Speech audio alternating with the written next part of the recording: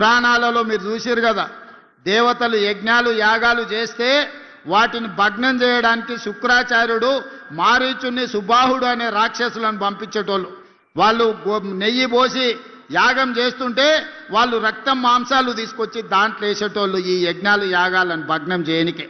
ఇవాళ తెలంగాణలో కూడా మేము కష్టపడి అభివృద్ధి చేస్తుంటే ఈ మారీచుడు సుబాహుడు కాళ్ళల్లో కట్టెలు పెట్టి తిరిగే ప్రయత్నం చేస్తున్నారు, ఊరూరు తిరుగుతురు.